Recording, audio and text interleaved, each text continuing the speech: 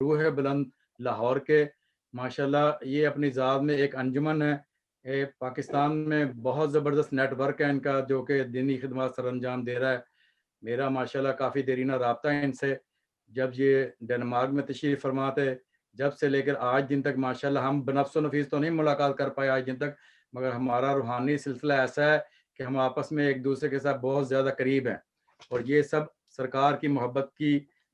نشانیوں میں سے ایک نشانی ہے کہ سرکار کے غلام کہیں پر بھی ہوں، وہ ملیں یا نہ ملیں، ان کی محبت للہ فلہ ہوتی ہے. تو انہی میں سے ماشاءاللہ صاحبزادہ امان رسول صاحب بھی ہیں ماشاءاللہ.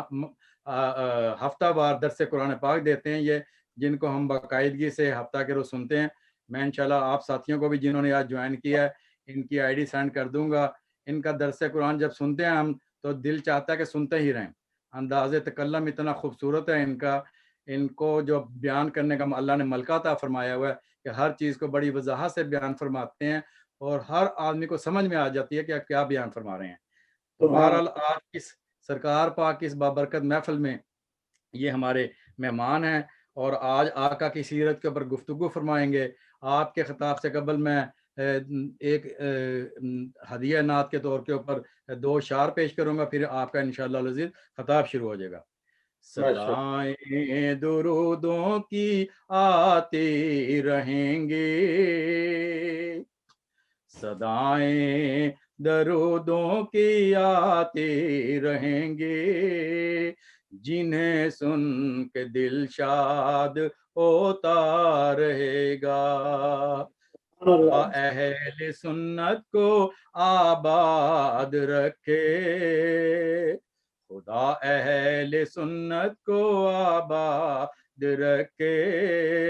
محمد کا میلاد ہوتا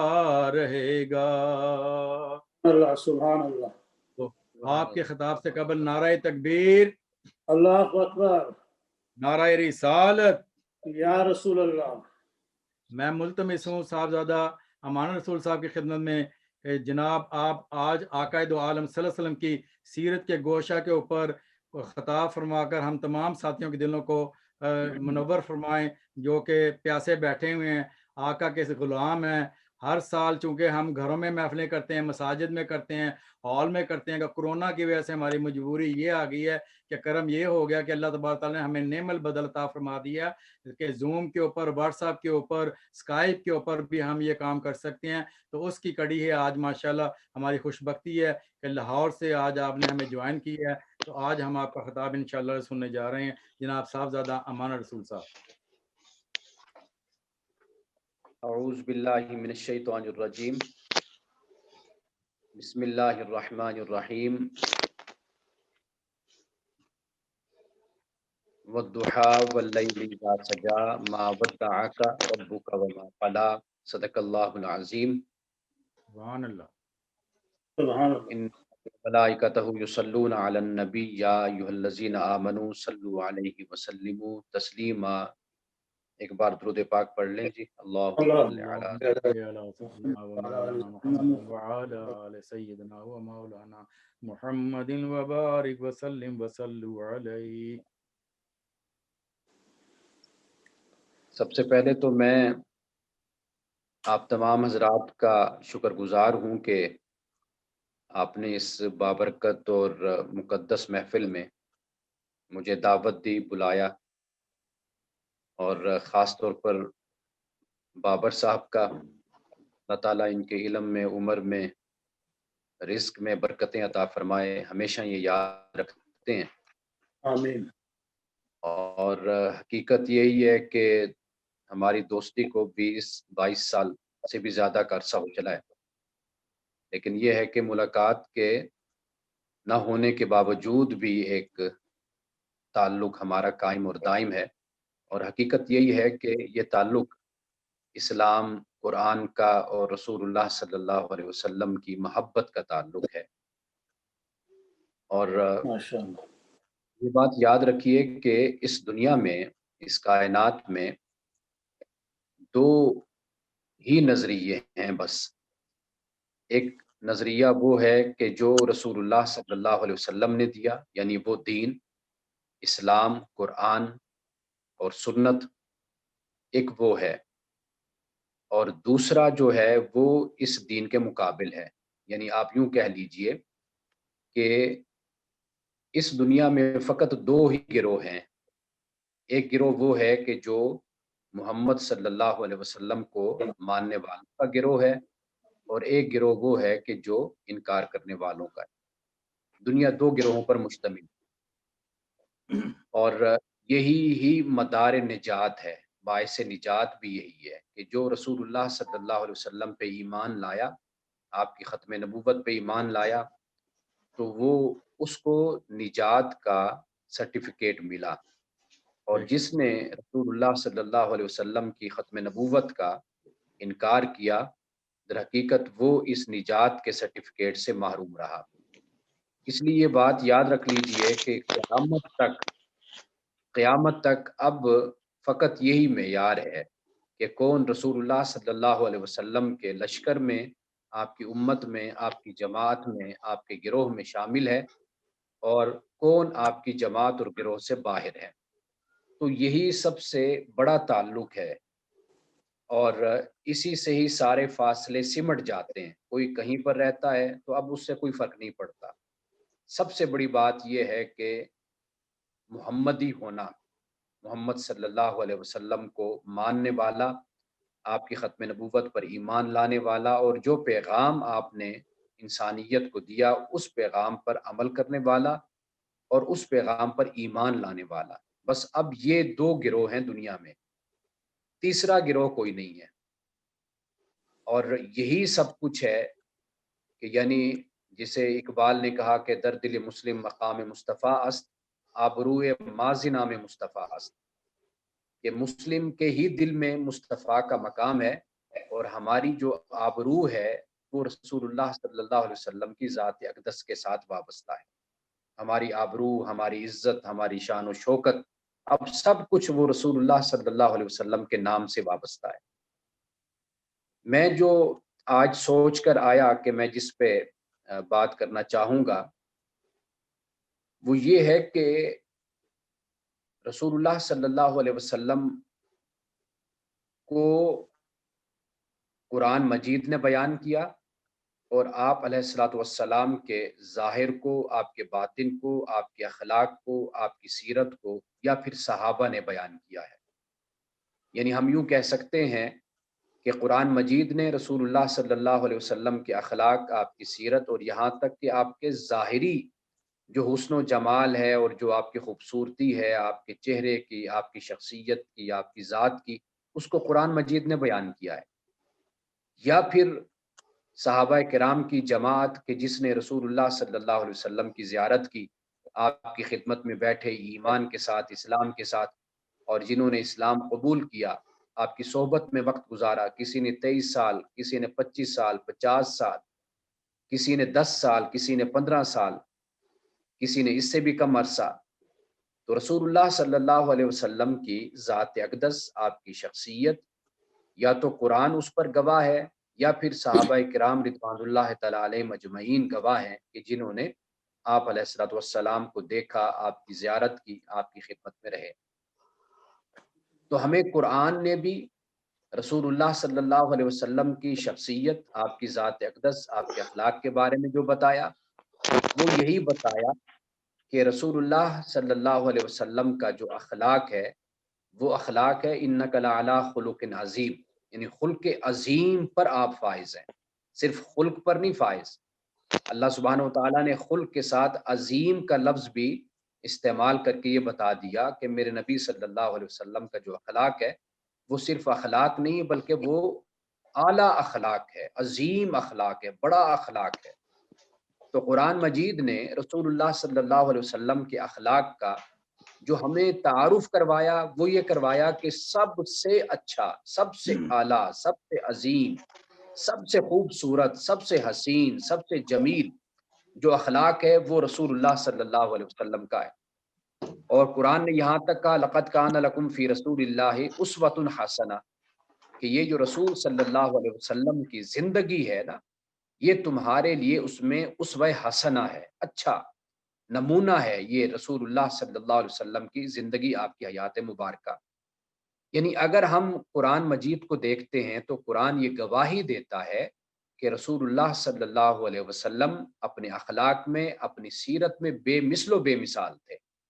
اعلیٰ مثال تھے۔ یعنی دنیا میں اللہ کی مخلوق میں کوئی شخص بھی ایسا نہیں ہے کہ جو رسول اللہ صلی اللہ علیہ وسلم جیسا اخلاق، کردار اور سیرت رکھتا ہو۔ اتنا اعلیٰ اخلاق اللہ نے آپ کو عطا کیا۔ یہ تو آپ کا ہو گیا اخلاق اور آپ کی سیرت کا معاملہ۔ حضرت عائشہ صدیقہ رضی اللہ تعالیٰ عنہ کا یہ قول بڑا مشہور ہے کہ جب آپ سے پوچھا گیا کہ رسول اللہ کا اخلاق کیسا تھا تو انہوں نے سادہ سا اس کا یعنی 3-4 الفاظ میں جواب دے دیا۔ انہوں نے فرمایا کانا خلقہ القرآن، کہ رسول اللہ صلی اللہ علیہ وسلم کا جو اخلاق تھا وہ قرآن تھا۔ یعنی اگر قرآن بند کتاب کا نام ہے تو کھلی کتاب اگر آپ دیکھنا چاہیں تو وہ رسول اللہ کا اخلاق ہے۔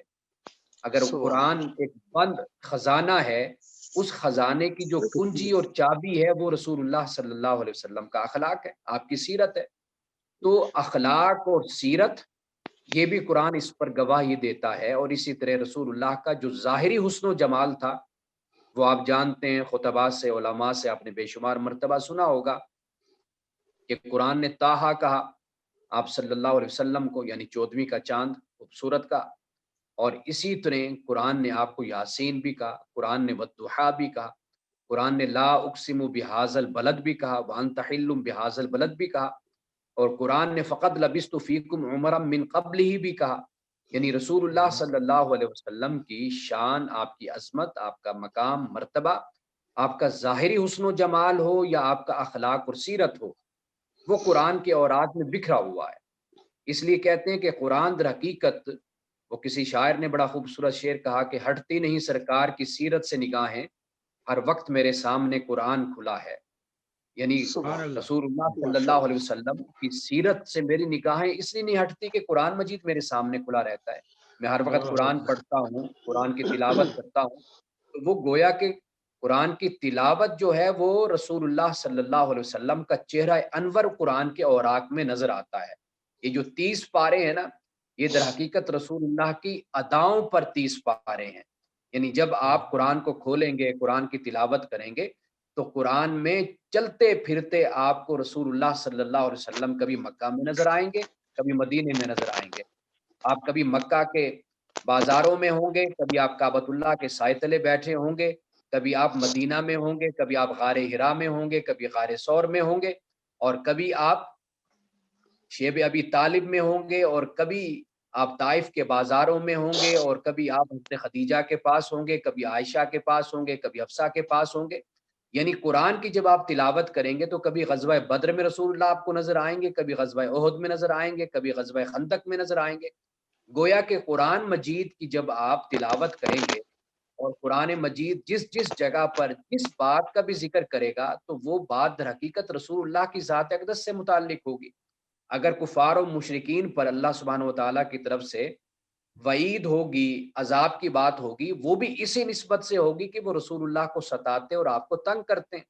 اور منافقین کے خلاف بھی اس لیے ہوگی کہ منافقین رسول اللہ کے خلاف پلاننگ کرتے تھے، سازشیں کرتے تھے، منصوبے بناتے تھے۔ تو گویا قرآن مجید کی بھی اگر ہم تلاوت کرتے ہیں، قرآن مجید کو ہم پڑھتے ہیں، تو قرآن مجید میں تو ہمیں رسول اللہ صلی اللہ علیہ وسلم کی سیرت، آپ کا مجسم، آپ کا پیکر نبوت، آپ کا خوبصورت وجود، حسن و جمال سے بھرا ہوا آپ کا جسم اور آپ کی شخصیت، آپ کی ذات اقدس، وہ ہمیں قرآن میں نظر آتی ہے۔ تو اس لیے ہمارے پاس ایک گواہی تو یہ موجود ہے کہ قرآن ہے ہمارے پاس، اور جس میں رسول اللہ صلی اللہ علیہ وسلم کے ظاہری حسن و جمال کو اور باطنی حسن و جمال کو بیان کیا گیا۔ اور اسی طرح صحابہ کرام رضوان اللہ تعالی علیہم اجمعین، آپ نے بھی رسول اللہ صلی اللہ علیہ وسلم کے اخلاق کی انہوں نے بھی گواہی دی، اور اخلاق کے علاوہ رسول اللہ کے ظاہری حسن و جمال کی اور خوبصورتی کی بھی گواہی دی۔ آپ مجھ سے بہتر جانتے ہیں کہ صحابہ کرام رضوان اللہ تعالی علیہم اجمعین نے کس طرح محبت کے ساتھ رسول اللہ کے پیکر کو، آپ کے وجود کو، آپ کی شخصیت کو کس طرح بیان کیا۔ میں صرف ایک بات کہتا ہوں یہاں پر، اور اکثر یہ بات میں اپنے دوستوں سے کہتا رہتا ہوں، وہ یہ ہے کہ صحابہ کہتے ہیں رسول اللہ صلی اللہ علیہ وسلم کا چہرہ انور اسمائلنگ فیس تھا، یعنی آپ کے چہرے پہ ہر وقت مسکراہٹ رہتی تھی۔ صحابہ کی محفل میں ہیں تو مسکراہٹ ہے، کسی اجنبی سے ملے تو آپ کے چہرے پر مسکراہٹ تھی، اور اسی طرح جب آپ کسی بچے سے ملتے، بچوں سے ملتے تو وہاں پر بھی آپ کے چہرے پہ مسکراہٹ ہوتی۔ اس لیے کہ جو چہرے پہ مسکراہٹ ہوتی ہے انسان کے، یہ اجنبیت کو ختم کرتی ہے، یہ کرختگی کو ختم کرتی ہے، یہ چہرے سے سختی کو ختم کرتی ہے۔ یعنی دوسرے کے ساتھ ایک ملائمت کا انداز ہوتا ہے، ایک انسیت کا انداز ہوتا ہے، ایک محبت کا انداز ہوتا ہے۔ تو رسول اللہ صلی اللہ علیہ وسلم کے چہرہ انور کے بارے میں صحابہ کیا کہتے ہیں کہ آپ کا چہرہ سمائلنگ فیس تھا، خوبصورت چہرہ، اور چہرے پہ مسکراہٹ ہوتی تھی۔ قرآن پاک نے اس لیے سورۃ آل عمران میں کہا نا، وَلَوْ كُنْتَ فَظًّا غَلِيظَ الْقَلْبِ لَانفَضُّوا مِنْ حَوْلِكَ، کہ اے نبی صلی اللہ علیہ وسلم، یہ جو صحابہ مسلمانوں کی جماعت جو آپ کے ارد گرد بیٹھی رہتی ہے دیوانوں کی طرح، یہ اگر آپ کے چہرے پر، آپ کی شخصیت میں سختی ہوتی نا تو یہ اٹھ کر آپ سے چلے جاتے۔ یہ اللہ پاک قرآن مجید میں سورۃ آل عمران میں فرماتا ہے۔ یعنی رسول اللہ صلی اللہ علیہ وسلم کا چہرہ انور، حضرت علی رضی اللہ تعالیٰ عنہ فرماتے ہیں کہ پہلی بار رسول اللہ صلی اللہ علیہ وسلم کو کوئی دیکھتا تو اس میں ایک خوف پیدا ہوتا، یعنی ایک نبوت کا روب تھا آپ کے چہرے پہ، ایک جلال تھا۔ لیکن جیسے جیسے کوئی رسول اللہ کے پاس بیٹھتا تو پھر اس کا جی نہیں چاہتا تھا کہ وہ رسول اللہ کی محفل سے اٹھ کر چلا جائے، پھر اس کا دل رسول اللہ صلی اللہ علیہ وسلم کے ساتھ لگ جاتا تھا، آپ سے اتنی انسیت، اتنی محبت ہو جاتی تھی کہ وہ رسول اللہ پہ اپنا سب کچھ قربان کرنے کے لیے تیار ہو جاتا تھا۔ یہ سمائلنگ فیس تھا۔ اور میں اکثر اپنے مذہبی دوستوں کو جو ماشاءاللہ بڑے دیندار ہوتے ہیں، نمازی، پرہیزگار اور بہت اچھے انسان ہوتے، تو انہیں میں مذاق میں یہ بات کہتا ہوں کہ یار اصل تو دینداری یہ ہے کہ اپنے چہرے پہ نرمی کو رکھو، ملائمت کو رکھو۔ آپ کے پاس بچے آ کر بیٹھیں، آپ کے پاس بوڑھے آ کر بیٹھیں، نوجوان بیٹھیں، آپ سے دین سیکھیں، تو دین کا مطلب یہ تو نہیں ہوتا کہ انسان اپنے چہرے پر بالکل ہی اس طرح کی سختی لے آئے کہ جو بھی دیکھے وہ ڈر کے بھاگ جائے، تو اس سے تو دین نہیں پھیلتا۔ دین تو پھیلتا ہے نرمی سے، محبت سے، شفقت سے، اخلاق سے، کردار سے، اچھی سیرت سے۔ حضرت عائشہ صدیقہ رضی اللہ تعالی عنہا فرماتی ہیں کہ رسول اللہ جب بھی گھر تشریف لاتے تھے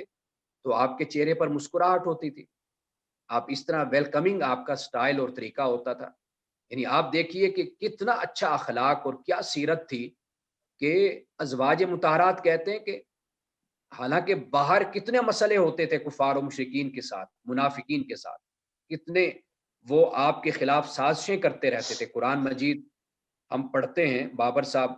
چونکہ دروس میں شامل ہوتے ہیں، یہ بات میں اکثر ہم قرآن مجید چونکہ بیان کرتا ہے تو پھر اس کی وضاحت اور تشریح میں اور تفسیر میں کئی مرتبہ میں بھی ان باتوں کو بیان کر چکا ہوں کہ لیکن آپ دیکھیے مفسرین کرام، محدثین اور سیرت نگار اس بات کو لکھتے ہیں کہ رسول اللہ صلی اللہ علیہ وسلم کبھی گھر میں اس طرح داخل نہیں ہوئے تھے کہ آپ باہر کا مسئلہ گھر میں لے کر آئے ہوں۔ کبھی اس طرح آپ نے گھر کا ماحول بنایا ہو کہ باہر کا کوئی مسئلہ ہو، کوئی جھگڑا ہو، کوئی پریشانی ہو، گھر میں آپ اس کو لا کر گھر میں ایک پریشانی کا ماحول جیسے ہم لوگ بنا دیتے ہیں۔ رسول اللہ صلی اللہ علیہ وسلم جب گھر تشریف لاتے تھے، آپ باہر کا مسئلہ باہر رکھتے، لیکن گھر میں اپنے ازواج کے ساتھ، بچوں کے ساتھ، گھر والوں کے ساتھ بڑا حسن سلوک اور بڑے اچھے طریقے سے آپ پیش آتے تھے۔ آپ دیکھیے کہ رسول اللہ صلی اللہ علیہ وسلم صبح کی نماز کے بعد، اور یہ بات ایسی ہے کہ میں اس بات کو بھولتا نہیں ہوں، اور آپ علیہ الصلوۃ والسلام جب گھر تشریف لاتے تھے تو آپ اپنے ازواج سے، جس زوجہ کے گھر آپ تشریف لاتے، یہاں تک کہ حضرت ابو طالب کی جو بہن تھی ام ہانی، آپ کی کزن، اور آپ ان کے ہاں بھی کبھی کبھی صبح کا وقت ہوتا تو آپ چلے جاتے، جیسے کوئی اپنی بہن کے گھر چلا جاتا ہے، اپنی بیٹی کے گھر چلا جاتا ہے، اپنے گھر چلا جاتا ہے، تو رسول اللہ کبھی ان کے گھر چلے جاتے۔ اب جب ان کے پاس جاتے یا اپنی کسی زوجہ کے گھر جاتے تو آپ ان سے پوچھتے کچھ کھانے کے لیے ہے، ناشتے میں جیسے انسان پوچھتا ہے، تو وہ عرض کرتی یا رسول اللہ آج تو کھانے کے لیے کچھ نہیں ہے۔ تو رسول اللہ کیا فرماتے؟ آپ فرماتے چلو پھر آج ہم روزے سے ہیں، تو آپ روزہ رکھ لیا کرتے تھے۔ تو یعنی یہ نہیں کہ بھائی گھر میں کیوں نہیں ہے، کیوں نہیں رکھا، یہ نہیں کیا، وہ کچھ نہیں، بس یہ فرماتے چلو آج پھر ہم روزے سے ہیں۔ یہ رسول اللہ صلی اللہ علیہ وسلم کا اخلاق ہے۔ یعنی صحابہ کہتے ہیں کہ رسول اللہ کی شخصیت وسیم بھی تھی، آپ کی شخصیت قسیم بھی تھی۔ یعنی وسیم سے مراد یہ ہوتا ہے کہ جتنا دیکھتے جائیں اتنی محبت بڑھتی جائے، جتنا دیکھتے جائیں زیارت کرتے جائیں اتنا حسن بڑھتا جائے، اس کو وسیم کہتے ہیں۔ یعنی کچھ چیزیں آپ دیکھتے ہیں نا کائنات میں، دنیا میں اللہ تعالیٰ نے بنائی ہیں، آپ دیکھتے ہیں آپ رج جاتے ہیں اس سے، آپ کا پیٹ بھر جاتا ہے، نظریں بھر جاتی ہیں، آپ کہتے ہیں ٹھیک ہے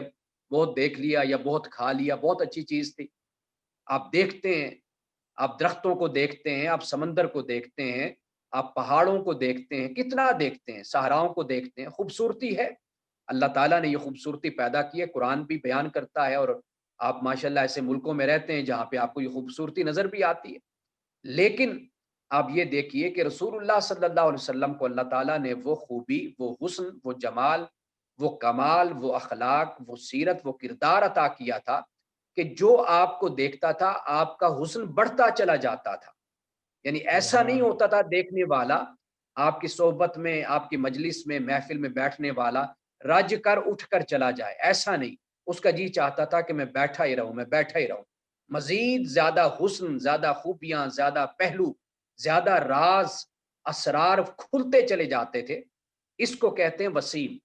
اور صحابہ یہ بھی کہتے ہیں کہ رسول اللہ صلی اللہ علیہ وسلم کی شخصیت، آپ کا جو حسن تھا وہ قسیم بھی تھا۔ اب قسیم بڑا خوبصورت لفظ ہے، یعنی قسمت، تقسیم، ہم یہ الفاظ بولتے رہتے ہیں۔ یعنی اگر رسول اللہ کے حسن کو جدا جدا کر کے بھی دیکھا جاتا نا، یعنی آپ کی چشمان مبارک کو دیکھا جائے، آپ کے ہونٹ مبارک کو دیکھا جائے، چہرہ انور کو دیکھا جائے، آپ کے کانوں کو، آپ کے دست مبارک کو دیکھا جائے، تو صحابہ کہتے ہیں کہ اگر ایک ایک عضو کو بھی دیکھا جاتا تو اس میں بھی اللہ تعالیٰ نے حسن اتنا رکھا تھا کہ جتنا ہم دیکھتے وہ حسن اتنا ہی بڑھتا چلا جاتا تھا۔ یعنی رسول اللہ صلی اللہ علیہ وسلم کی ذات اقدس کو اللہ سبحانہ و تعالیٰ نے دونوں چیزیں عطا کی تھی، دونوں حسن عطا کیے تھے، یعنی ظاہری حسن بھی عطا کیا، باطنی حسن بھی عطا کیا، جسمانی حسن بھی عطا کیا، اخلاقی حسن بھی عطا کیا۔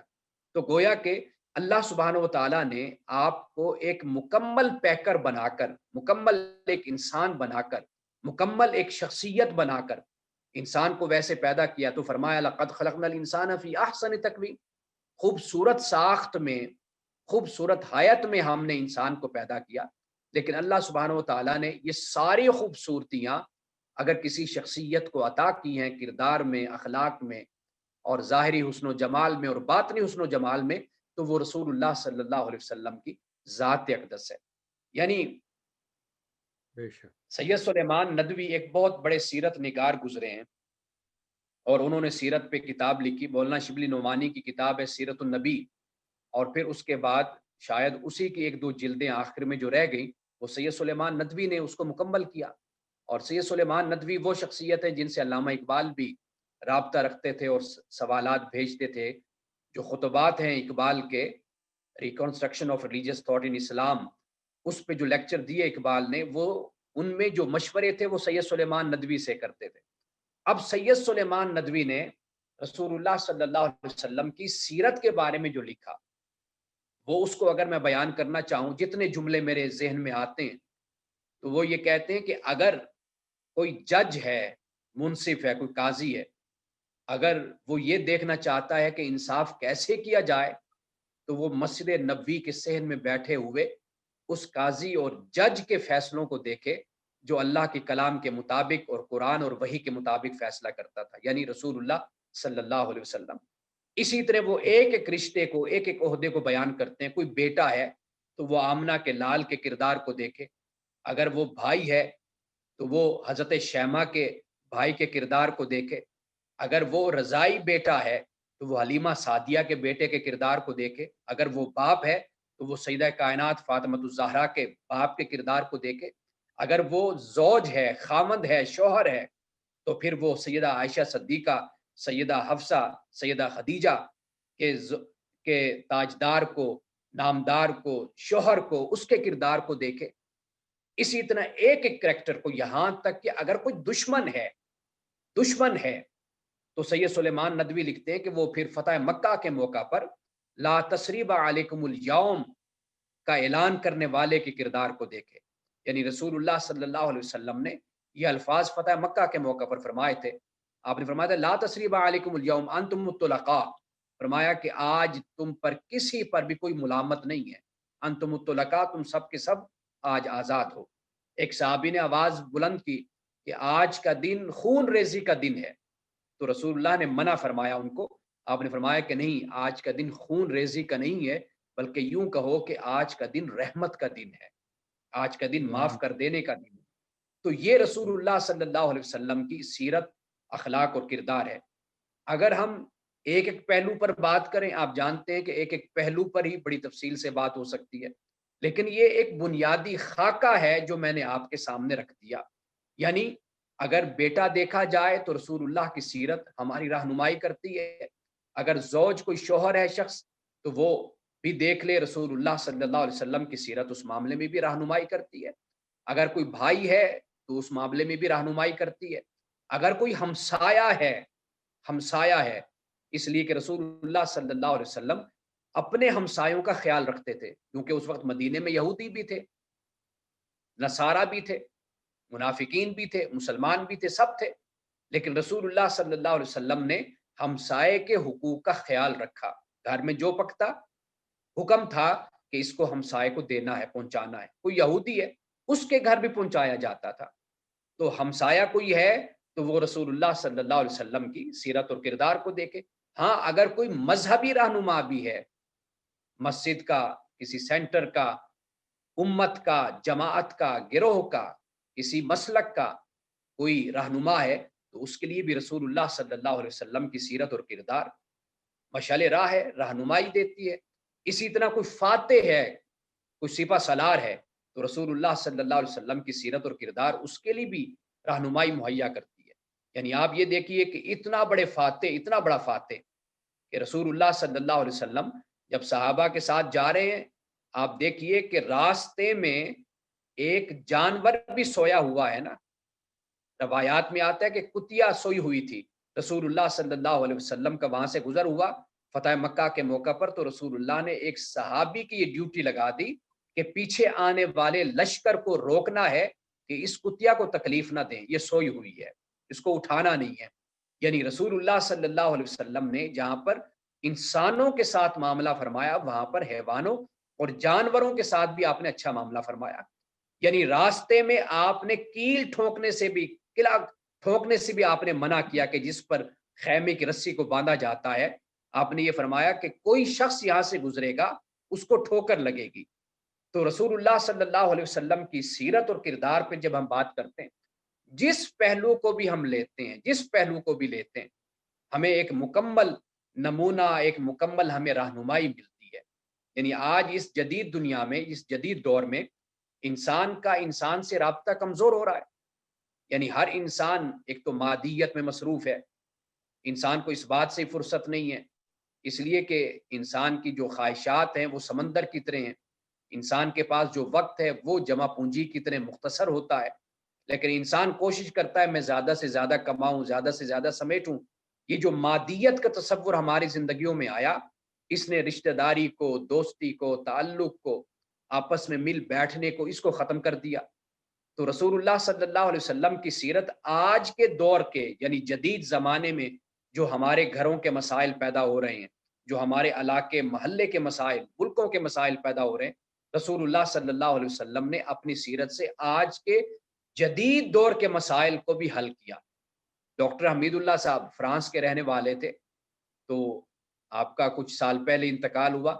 بہت بڑے سیرت نگار تھے، رسول اللہ صلی اللہ علیہ وسلم کی شخصیت پر، آپ کی سیرت پر ان کی بے شمار کتابیں، خطبات بہاولپور، تو آپ نے یہ کتاب سنی ہوگی، انہوں نے یونیورسٹی میں، اسلامیہ یونیورسٹی بہاولپور میں انہوں نے لیکچر دیے تھے، وہاں پر خطبات بہاولپور سیرت پر کتابیں ان کی جو موجود ہیں، وہ فرینچ میں بھی ہیں، انگلش میں بھی، اردو میں بھی، ان کو پڑھ کر آپ دیکھیے کہ ڈاکٹر حمید اللہ صاحب نے ساری زندگی سیرت پر کام کیا، دنیا میں سفر کیا اور مختلف لائبریری سے کتابیں، مخطوطے اکٹھے کیے، پھر ان کو لکھوایا، کتابی صورت میں ان کو چھاپا۔ ڈاکٹر حمید اللہ صاحب نے رسول اللہ صلی اللہ علیہ وسلم کی سیرت پر جو کام کیا وہ پڑھنے والا ہے، اس سے اندازہ ہوتا ہے کہ آپ کی شخصیت، آپ کی سیرت، آپ کا اخلاق اور کردار کس طریقے سے آج کی جدید دنیا میں بھی ہماری رہنمائی کرتی ہے۔ اس کے علاوہ ایک اور نام ہے وہ بھی آپ جانتے ہوں گے کیرن آرمسٹرانگ ایک غیر مسلم تھی لیکن وہ مسلمان ہو گئی، انہوں نے اس پر بڑا کام کیا رسول اللہ صلی اللہ علیہ وسلم کی سیرت پر۔ اس کے علاوہ کانسٹنٹ ورجل جورجیو کی کتاب ہے پیغمبر اسلام کے نام سے، بڑی شاندار کتاب ہے۔ تو رسول اللہ صلی اللہ علیہ وسلم کی سیرت پر پہلے بھی بزرگوں نے کام کیا، سیرت ابن ہشام ہے، طبقات ابن سعد ہے، اس کے علاوہ اور بڑی کتابیں ہیں، علامہ ابن کثیر نے اس پر کام کیا، اور بڑے ہمارے مورخین، علماء، فقہا، مفسرین، محدثین نے بڑا کام کیا اس پر۔ لیکن آج کے دور میں، آج کے دور کے تقاضوں کے مطابق بڑا کام ہو رہا ہے۔ ہماری نوجوان نسل بدقسمتی سے اس کام سے بڑی محروم ہے، ان کو اس سے آگاہ کرنے کی ضرورت ہے، اس لیے کہ آج کی نسل کو پتہ ہونا چاہیے کہ ہمارے پیغمبر صلی اللہ علیہ وسلم کی سیرت اور کردار کیسا تھا۔ اس لیے کہ 1500 سال پہلے جب بات کی جاتی ہے تو وہ اس طریقے سے نہیں سمجھ پاتے جو آج کے دور کے تقاضوں کے مطابق بات ہوتی ہے۔ تو اس لیے آج بھی سیرت نگار پیر کرم شاہ صاحب الازہری رحمۃ اللہ علیہ کا ضیاء النبی کے نام سے جو سیرت پر بڑا عالیشان کام ہے، وہ بھی پڑھنے کے لائق ہے۔ آخری 2 جلدیں خاص طور پر جو انہوں نے اورینٹلسٹ مستشرقین کے سوالوں کے جواب اور اعتراضات کے جوابات دیے، وہ بڑا عمدہ کام ہے، ایسا کام ہمارے ہاں نہیں ہوا پاکستان میں۔ تو گویا کہ عرض کرنے کا مقصد یہ ہے کہ رسول اللہ صلی اللہ علیہ وسلم کی سیرت کو آج کے دور میں روشناس کرانے کی، مانوس کرانے کی ضرورت ہے، خاص طور پر ہماری نوجوان نسل کے جو یونیورسٹیز میں جاتی ہے، کالجز میں جاتی ہے۔ اور آپ مجھ سے بہتر جانتے ہیں، یورپ میں میں بھی رہا ہوں، آپ ماشاءاللہ رہ رہے ہیں، آپ کے سامنے حالات ہیں ہماری مساجد کے، ہمارے سینٹرز کے۔ ہمارے علماء کو بھی اکوپڈ ہونا چاہیے جدید علم سے، جدید معلومات سے، جدید دنیا سے، اور معاشرے کے اور دنیا کے جو تقاضے ہیں ان سے واقف ہونا چاہیے۔ جو ہمارے پاس نوجوان آئیں ان کی ہم رہنمائی کریں رسول اللہ صلی اللہ علیہ وسلم کی سیرت کے مطابق، ہم ان کو بتائیں کہ آپ علیہ السلام کی سیرت کیا ہے، اور آج جو ہمارے تقاضے ہیں، ہمارے تعلیمی، ہمارے سائنسی، جو معاشرتی سماجی تقاضے ہیں، ان تقاضوں کو رسول اللہ کی سیرت کیسے پورا کرتی ہے۔ یہ بہت ضرورت ہے آج کے دور میں کام کرنے کی، اور یہی پروگرام جو آپ ارینج کرتے ہیں میلاد کے، اس کے علاوہ دوسری محافل اور مجالس آپ ارینج کرتے ہیں، ان میں ہمیشہ ایسے لوگوں کو بلایا جائے، ان کو دعوت دی جائے کہ جو آج کی نسل کو، آپ یہ سن کر پریشان ہو جائیں گے، بلکہ آپ اس سے زیادہ مجھ سے واقف ہوں گے کہ آج سب سے بڑا جو چیلنج ہے اس دنیا میں وہ الحاد ہے، ایتھیزم ہے، یعنی لوگ خدا کی ذات کا بھی انکار کر رہے ہیں، مذہب اور دین پر ایسے ایسے سوالات اٹھا رہے ہیں کہ سب اس پر بیٹھ کر سوچتے ہیں کہ ان کا کیا جواب دیا جائے۔ یہ سب سے بڑا فتنہ ہے آج کے دور کا۔ آج کے دور میں الحاد جتنی تیزی سے پھیل رہا ہے، کوئی مذہب نہیں پھیل رہا۔ تو ہمیں اپنی نوجوان نسل کو بچانا ہے، ان کو محفوظ کرنا ہے۔ ان کو اسی طرح ہم محفوظ کر سکتے ہیں کہ رسول اللہ صلی اللہ علیہ وسلم کی سیرت اور آپ کا کردار، آپ کا اخلاق، آپ کی شخصیت، اس کو بہتر طریقے سے دنیا کے سامنے دکھایا جائے۔ جو کتابوں میں، قرآن میں، حدیث میں، سنت میں، سیرت میں 1500 سال میں جو ہمارے بزرگوں نے کام کیا، اس کام کو آج کے دور کے مطابق نوجوان نسل کے سامنے رکھا جائے۔ آپ جانتے ہیں اب جیسے فرانس میں خاکوں کا مسئلہ پیدا ہو گیا، میں ایک گزارش کروں گا یہاں پر، اور اپنی بات میں اسی پر ہی مکمل کروں گا۔ دیکھیے، جیسے میں نے شروع میں عرض کیا، اپنی آغاز کی بات کو اپنے اختتام کے ساتھ میں جوڑتا ہوں۔ آپ دیکھیے، قرآن نے رسول اللہ صلی اللہ علیہ وسلم کی ذات اقدس کے بارے میں بیان کیا، اور جنہوں نے دیکھا، واضح بات ہے کہ دیکھنے والوں کی گواہی سب سے زیادہ معتبر ہوتی ہے۔ صرف یہ نہیں کہ صحابہ، بلکہ کفار و مشرکین، منافقین، کسی نے بھی رسول اللہ صلی اللہ علیہ وسلم کے کردار اور اخلاق پر کوئی شخص انگلی نہیں اٹھا سکا۔ ابو جہل کی یہ روایت موجود ہے کہ ایک شخص اس کو علیحدگی میں لے کر گیا تھا، وہ بھی سردار تھا۔ اس نے کہا تھا کہ مجھے تم بتا دو، اس وقت کوئی نہیں دیکھ رہا، تم محمد صلی اللہ علیہ وسلم کے بارے میں مجھے بتا دو کہ وہ کیسے۔ اب اس نے کیا کہا تھا ابو جہل نے؟ اس نے کہا دیکھو، کوئی نہیں دیکھ رہا، حقیقت یہی کہ محمد صلی اللہ علیہ وسلم سچے ہیں، ساری زندگی انہوں نے کبھی جھوٹ نہیں بولا، صادق اور امین ہیں، ہمیں ان کے کردار پر، ان کی شخصیت پر، ذات اقدس پر ہمیں کوئی اعتراض نہیں۔ لیکن ابو جہل کا دکھ کیا تھا؟ وہ دکھ یہ تھا کہ کعبۃ اللہ کی تولیت بھی ان کے پاس چلی گئی، اور قبائل کی سرداری بھی بنو ہاشم کے پاس چلی گئی، اب ایک نبوت رہ گئی تھی، نبوت بھی یہ لے گئے بنو قریش۔ یہ صرف دکھ تھا کرسی کا اور اقتدار کا اور اپنی جسے کہتے ہیں کہ غلبے کا، بس اس کے علاوہ کوئی اور بات نہیں تھی۔ یعنی جان کے دشمن بھی، ہجرت کی رات آپ جانتے ہیں رسول اللہ نے حضرت علی سے فرمایا کہ یہ امانتیں ہیں، یہ امانتیں کفار و مشرکین کو دے کر آنا۔ اور میں تو پچھلے دنوں یہ بات بھی پڑھ رہا تھا ایک سیرت کی کتاب میں کہ حج پر آنے والے لوگ وہ رسول اللہ صلی اللہ علیہ وسلم کے پاس اپنی امانتیں رکھواتے تھے، یعنی کسی کے پاس نہیں رکھواتے تھے۔ یعنی اتنا ڈنکا تھا رسول اللہ کی صداقت و امانت کا، دیانت کا، کہ باہر کے آنے والے جو لوگ ہوتے تھے وہ بھی رسول اللہ کے پاس اپنی امانتیں رکھواتے تھے، اتنے متاثر تھے آپ کے کردار سے، آپ کے اخلاق سے۔ تو کوئی شخص بھی رسول اللہ کے کردار اور سیرت پر انگلی نہیں اٹھا سکتا۔ یعنی جنہوں نے دیکھا ایمان لائے، اور جو ایمان نہیں بھی لائے، ہمارے لیے وہ سب سے بڑی گواہی ہے کہ انہوں نے ہمیں بتایا کہ رسول اللہ کیسے تھے، اخلاق میں، کردار میں، اپنے ظاہری حسن و جمال میں۔ وہ ہم نے جن سے سنا، جنہوں نے اپنی آنکھوں سے، سر کی آنکھوں سے دیکھا، ان کی گواہی معتبر ہے۔ باقی جو لوگ کچھ کہتے رہے، لکھتے رہے، میں تو یہ کہتا ہوں کہ یہ خاکے بنانے والے در حقیقت اپنے اندر کا جو کچھ ہوتا ہے اسی کو بیان کرتے ہیں۔ اس لیے ہمارا جو رد عمل، ری ایکشن جو ہے، وہ در حقیقت یہی ہونا چاہیے کہ جو بات میں اکثر اپنے دروس میں کہتا ہوں وہ یہ ہے کہ ہم ایک اچھے مسلمان بنیں، ایک اچھا معاشرہ قائم کریں، دنیا کو دکھائیں کہ دیکھو یہ ہے رسول اللہ صلی اللہ علیہ وسلم کا قائم کردہ معاشرہ، یہ ہے اسلام، یہ ہے قرآن، یہ ہے سیرت، یہ ہے سنت، یہ ہے حدیث، یہ ہوتا ہے معاشرہ، یہ ہوتا ہے ملک۔ بدقسمتی ہماری یہ ہے کہ ہم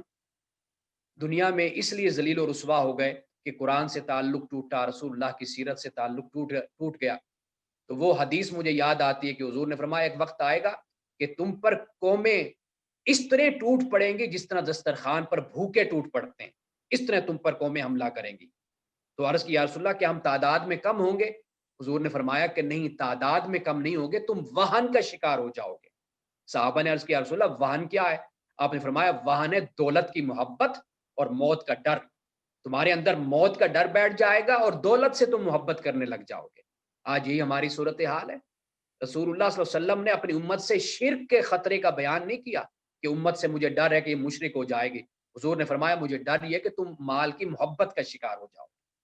آپ دیکھ لیجئے آج ہماری ساری زندگی، ہمارا دن، ہماری راتیں بس اسی کے گرد گھومتی ہیں۔ اللہ کے دین کے لیے ہم کتنا ٹائم دیتے ہیں، کتنا سمجھتے ہیں اور کتنا اس پر عمل کرتے ہیں، ہمارا اصل میں یہ المیہ ہے۔ تو رسول اللہ صلی اللہ علیہ وسلم کی سیرت، آپ کا اخلاق اور کردار، یہ ہے جو میں نے آپ کے سامنے رکھ دیا ہے۔ دعا میں یہ کرتا ہوں کہ اللہ پاک ہم سب کو آپ علیہ السلام کا سچا محب اور سچا عاشق بنائے، اور آپ کی سچی اتباع اور اطاعت کرنے کی ہمیں توفیق عطا فرمائے۔ وآخر دعوانا الحمدللہ رب العالمین۔ میری طرف سے تمام آپ کو، دوستوں کو، السلام علیکم ورحمۃ اللہ وبرکاتہ۔